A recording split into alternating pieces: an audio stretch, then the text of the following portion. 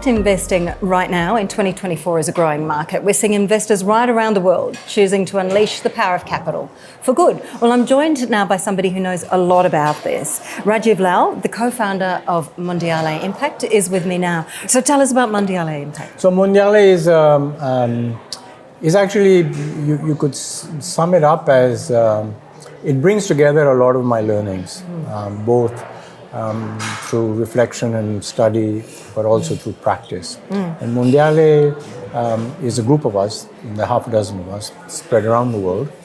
I've had real life experience of running organizations with a mindset that is not just about profit. So it's about introducing stewardship approaches to management and to bring impact into board governance. So it's really, we're developing a pedagogic tool. It's to engage boards, to help them actually integrate impact thinking into how they operate. So it seems straightforward in today's day that boards would automatically go to sustainability when they're making decisions, strategic decisions. That in fact is not the case, not nearly as much as it should be.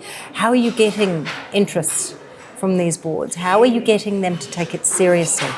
So I mentioned one of my learnings was that the world is divided into tribes. The other learning, which is very obvious but very important, is that language matters a great deal. Vocabulary, and you would know this. How you say it matters much more often than what you say.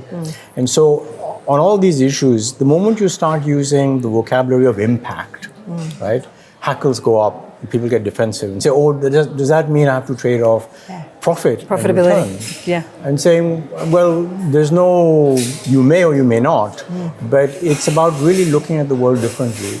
So our tack at Mondiale is to try and convince boards that you really need to deepen and sharpen your understanding of risk in a very rapidly changing world. And one of those fundamental risks is what stakeholders now expect of you as board members. So it's not just about you and shareholders, but it's about other stakeholders that have expectations of you, and that could very directly, certainly indirectly, affect your business. And so once you appreciate that broader context in which your business is operating, we argue that it's about appreciating the license, the social license that you have as a business to operate. And once you view the world in that manner, you actually not just see the risks, but you also see new opportunities for how to build a longer term sustainable business. So I can see how a board sitting there listening to that would have to pay attention because it makes sense. But how do you get them to pay attention to start off with? How do you get to be in the room with them when, as you said, if you start talking about impact, you're going to see hackles rising and hold on a minute, are you going to ask me to throw out my business model, bring in a new one, it's going to cost me money, it's going to cost me clients. Right. So, I mean, it's not easy. And we are a startup actually. So I can't say that, oh, we have a great track record of these are a dozen companies that we've helped do this. But we've had lots of very interesting conversations.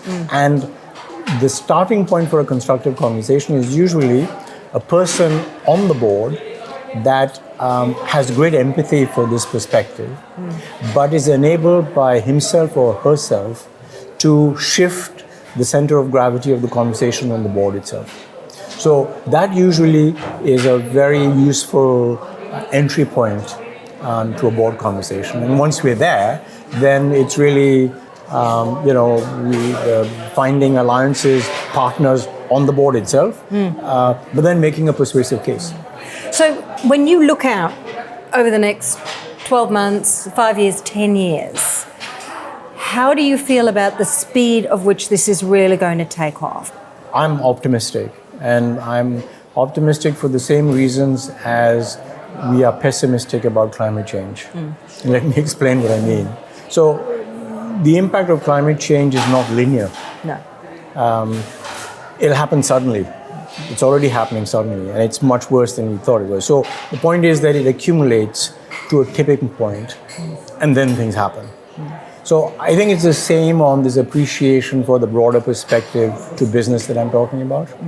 I think that you can see the momentum gaining ground, and I think that we are not that far from a tipping point where, and it's unpredictable what direction it'll go, but my sense is that businesses will become more sensitive to considerations that are broader than they've been accustomed to normally, if for no other reason than the accumulation of risks that are proliferating in a manner that I don't think most people had anticipated. Okay, I hope you're right. Rajiv, thank you so much for talking to us today. It's been a pleasure.